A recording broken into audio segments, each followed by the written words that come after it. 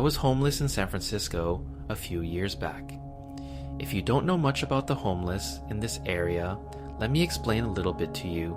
I moved out to the Bay Area thinking I would make it. My dream was to always live near the coastline, so I chose San Francisco. It was in San Francisco where I became homeless after I ran out of money and lived on the streets for a few years. I wasn't lazy and I did have a job. A friend of mine let me use her address for residency, but her landlord wouldn't let me stay there. So even though I did stay at her house, sometimes I slept on the streets with the homeless people most of the time. Many of the homeless are there because they are mentally ill or do drugs.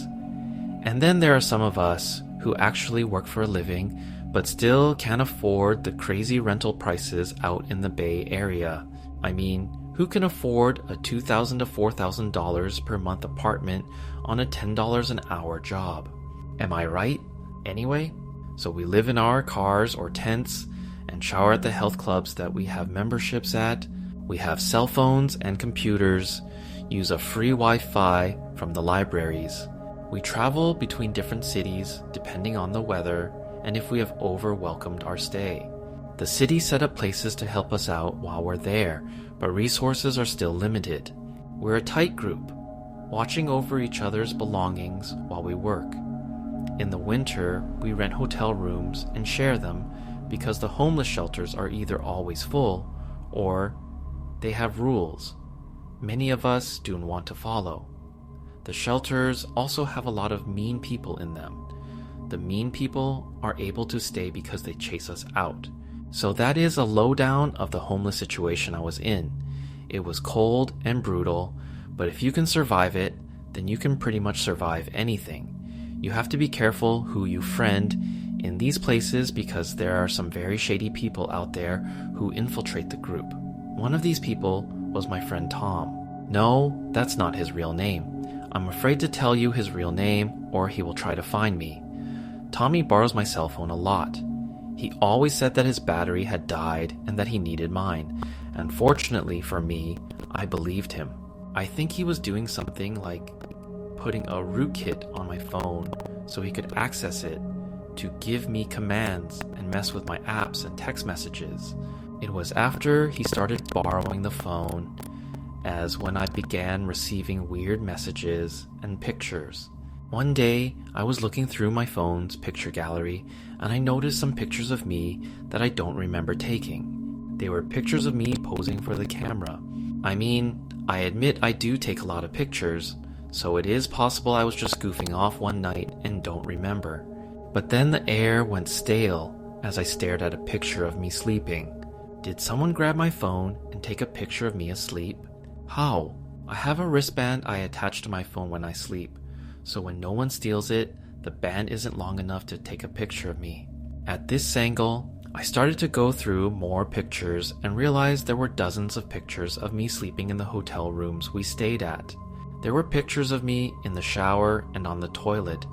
Even I kept scrolling and getting more horrified than ever.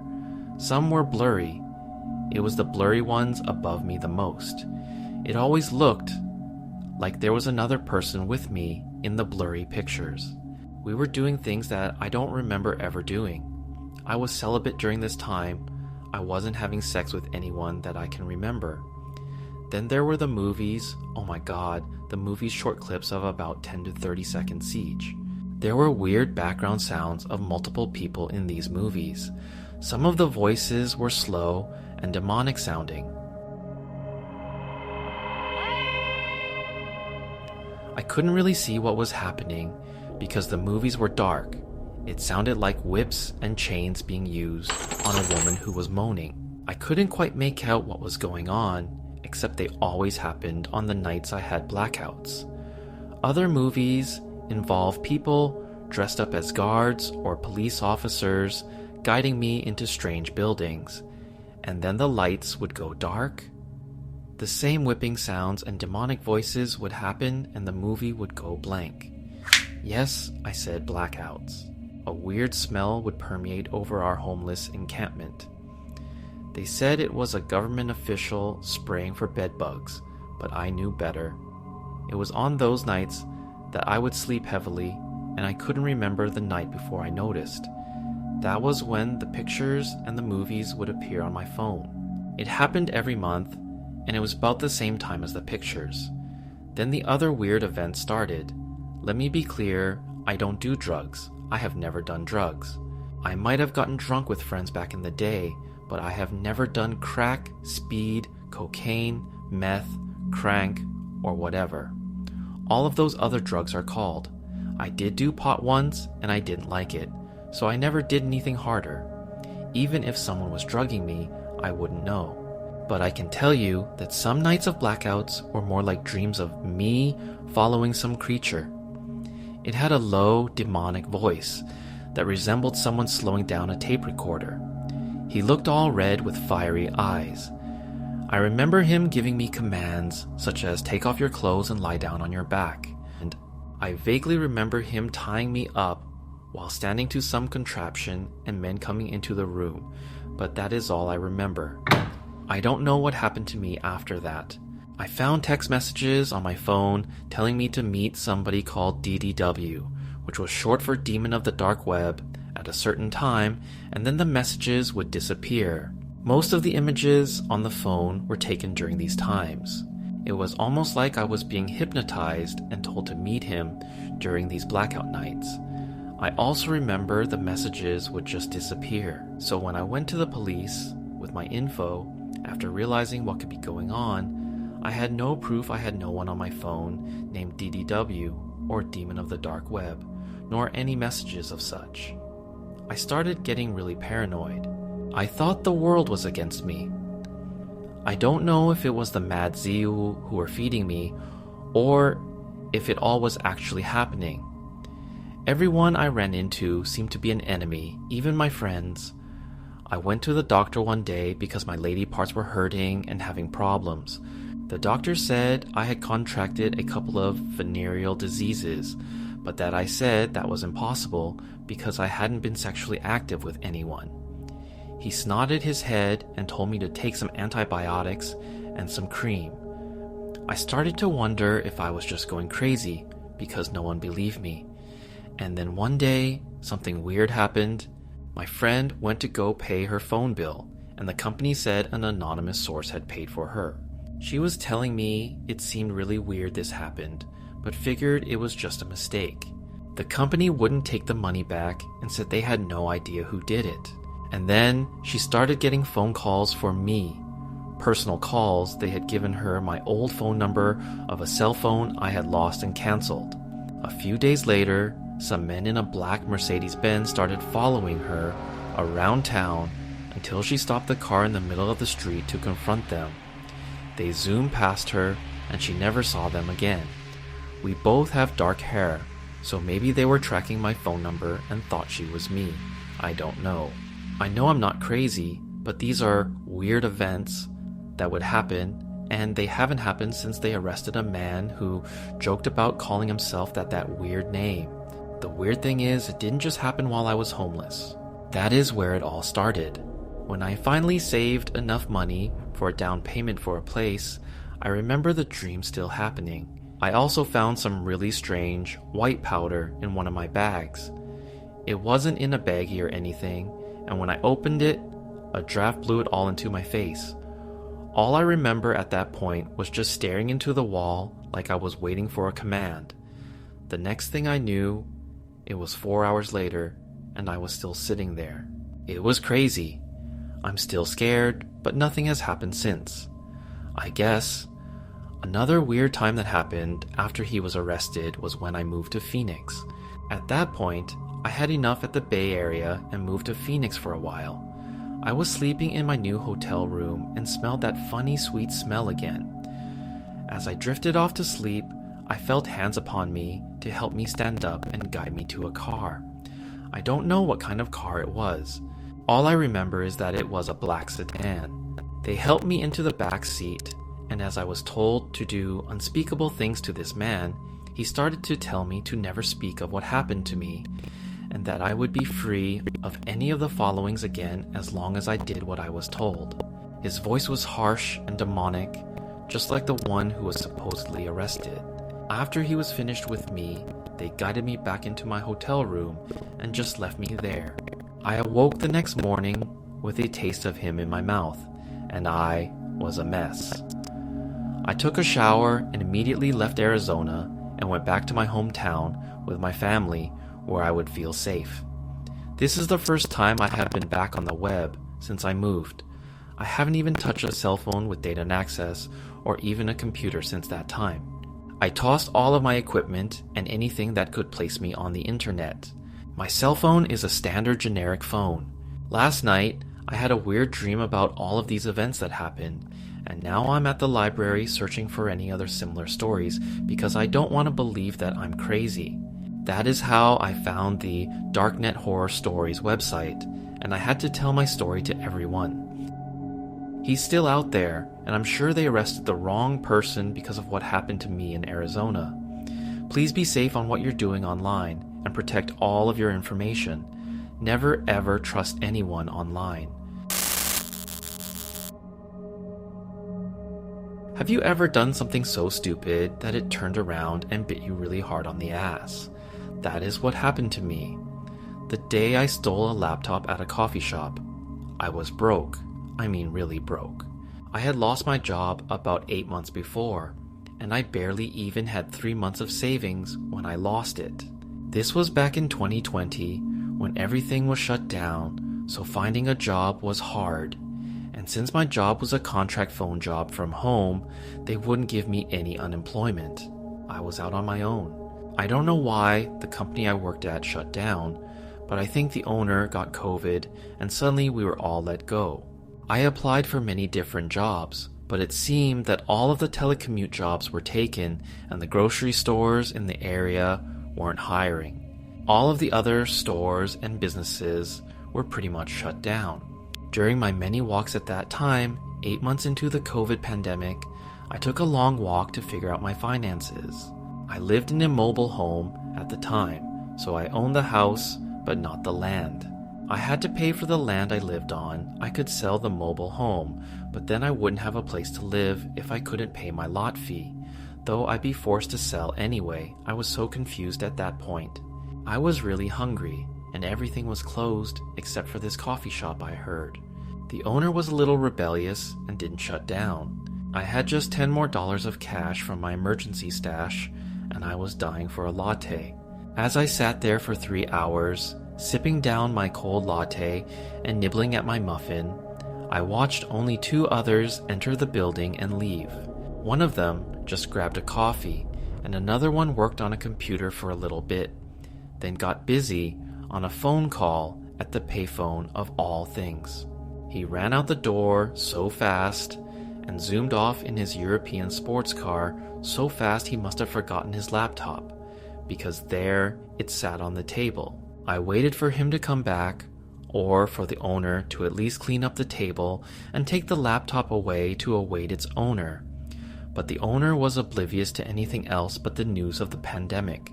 I went to use the restroom, and in a bit of a panic, I picked up the laptop on the way back to my table and shoved it inside my backpack. I mean, who was going to notice? The guy obviously didn't care about it, and neither did the shop owner. I ordered another muffin to go. It took the guy at the counter a moment to realize I was even waiting for him. Even after hitting the bell, he grumbled, "Have a nice day," as he shoved it into the bag and went back to his TV show. I ran all the way home. If anything, I could wipe out the hard drive on the machine and sell it for a few hundred on eBay so I could wait 1 more month before losing my house. If the man didn't care about it that much, then it didn't matter, right? I sat down and opened the machine. It had a full battery, but the man didn't leave a charger. I figured I had a few hours of time left where I could wipe out the operating system and all of the data, then sell it without an OS. It was just a standard PC, so anything system would work on it. If I sold it bare bones on the dark web instead of eBay, then no one would ever report it right when I opened the device. I had to select my Wi-Fi instead of it automatically finding it, which I found kind of odd. Any device seeks out hotspot signals. I logged into my hotspot instead of my Wi-Fi to keep my network safe. Supposedly, there was a firewall in between them with a dynamic IP address on the hotspot, which would be harder to trace. Honestly, I found it weird. The machine didn't have a log-in password. All of my devices have passwords. I poked around to find any personal information I could find so I could hide the sale from the person, company, or location the person might be from. I admit I've done some shady things online, and I know how to isolate certain locations to hide what I'm doing. I looked everywhere, including the pictures and the internet browsers, and I couldn't find one drop of personal information. It was almost like this machine came right out of the box. There was nothing but the default operating system, a couple of browsers, and the standard apps. I did notice that Tor was installed. You know Tor, the onion router. It's the de facto browser for the dark web. Honestly, I have never found anything interesting on the dark web. Most of the sites were either fake or selling drugs or weapons. I didn't find much of anything, and I'm not into the kiddie stuff, so I didn't look for that grossness either. I didn't see any red rooms or torture chambers or any of the weird stuff you hear on Reddit Let's Not Meet or the creepypasta stories. I figured it was all fake and never looked again. I found some of his bookmarks and thought cautiously that maybe he had found some sites with the darkness I've heard on these other sites. The bookmarks were labeled Site 1, Site 2, Site 3, and then on. Of course, on the dark web, you don't see actually domain names, so this was a guessing game at best. The first 3 sites gave me page not found errors. The 4th page, however, was a bit disturbing. It stated $3 million at the top of the page and included a picture of man I didn't know. Beneath it were pictures of the same man, but he was dead with a bullet to the head. Figuring it was just a joke, I continued on to the next page. This one was labeled $750,000. It showed the face of a man, a CEO of a company who had died several weeks ago. They said he died in a car crash, and guess what? The pictures beneath were close-up pictures of his face dead in the car. I was starting to get nervous. Could I have found the laptop of a journalist, or perhaps even a serial killer, or even worse, a contract killer? I thought about not looking at the next one, but I just couldn't help myself. When I opened it, I was shocked to see the dollar amount at the top was $15 million, and the target was the current sitting president. There were no pictures underneath. I did notice, however, the little red dot next to the camera. Someone was recording me. "Oh shit," I said a little too loud, and slammed the cover down on the laptop. I couldn't stop my hands from shaking as I picked up the machine, with my heart pounding in my chest and legs feeling weaker than if I rode a horse for a week without stopping. I shoved the laptop in the trash and took it out to the garbage can. I shoved it way down and set the garbage out on the curb for the weekly pickup the next morning. That night, I turned off all of the lights in the house and just watched my cable TV. I turned off my phone and computer. I didn't want anything to do with this. It could have been fake, and that would have been nice. But did I really want to take that chance? I should have just turned it in, but I could barely breathe. The anxiety got the best of me as my arms and legs shook like a scared little kid. Hopefully, it was just some stupid game people were playing, some cosplay thing. I propped the top of the kitchen chair under the door knob and a bottle on top of the knob, something I learned from one of the conspiracy theory movies I love so much. If someone tried to open the door, the bottle would fall, but the chair would remain. I watched that door until finally falling asleep around 4 in the morning. When I awoke, I realized it was already noon. The bottle was still on the chair, and the door was still locked. I looked outside the window and found no one else on the street had put their garbage out. "Damn, it's a holiday," I said, a little too loud, realizing the garbage always comes a day late when there's a holiday. After carefully removing the chair and bottle, I ran outside and grabbed the laptop from the bin. I remembered I hadn't actually shut it down. I didn't want it sitting out all day waiting with some signal going off, so I grabbed it out of the stinky, smelling garbage that had been sitting in the 90-degree heatwave temps all morning long. The machine was clean of debris, fortunately, so I opened it up, getting ready to shut it down and remove the battery. When the page I was last on refreshed, it was no longer an image of the sitting president. It was an image of me staring down reading something. It was a picture from last night when I last had the laptop open. The camera was on, with my heart racing and my lungs wheezing. I quickly smashed the machine with a cast iron frying pan and dropped it into a sink of running water. I didn't want them to trace it to my location. I didn't think. I wasn't thinking I should have boxed it up and sent it to the feds or dropped it off at the police station. But what if they were the enemy? I'm going to go into hiding now. I'm very afraid. I had heard little to nothing about the deep web prior to a couple of months ago. All I had heard was the size of the hidden information and the kinds of sites on there. I was kind of curious about all this stuff I couldn't see with my regular browser, so I downloaded Tor. I had heard about a program called Tails, but I didn't think I needed that much protection, because I wasn't going to be doing any illegal things on the deep web anyway. So I loaded up Tor and got onto the hidden wiki. I was lucky not to have stumbled across child porn, but I saw some other stuff that was quite unsettling. After clicking random links on the hidden wiki, I got to a site called Snuffer Kate. I had no idea what a snuff film was, nor had I ever wished to know. When I clicked the link, I was brought to a blank white page with a little Bitcoin wallet on the top left of the screen. After about 5 seconds of being on this page, a small window popped up on my screen. I tried to close the window, but the mouse and the keyboard weren't working. I thought I had just installed some sort of virus, but then the video came into focus on the window. It showed a woman, probably in her mid-20s, with duct tape all around her. I was confused at first, but then my imagination of what would happen next went wild. I thought to myself, please, people aren't that crazy. The police can easily track this down.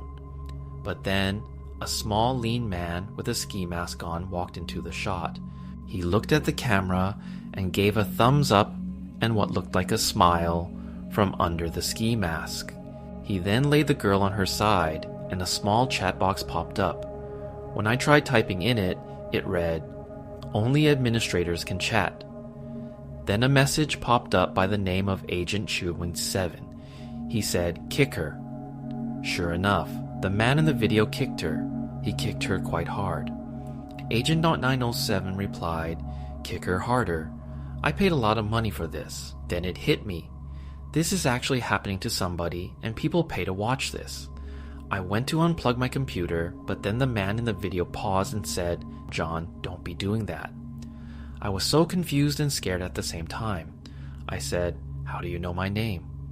He said, "Don't worry, it's not just me. Everybody watching this can see you." I then pressed my hands against my webcam. He said, "Uncover your webcam, or I'll come over there and put you in this video." I said, "You don't even know where I live." He responded with, "Everybody knows where you live. It's on the website." As he said this, my name, address, phone number, IP address, and my picture showed up on the website. I took my hands off of the camera and watched the rest of the film in horror. Since that day, I haven't been on the deep web, and I've barely even been on my phone or computer lately. The only advice I have for you is, be careful on the deep web. It can really cost you.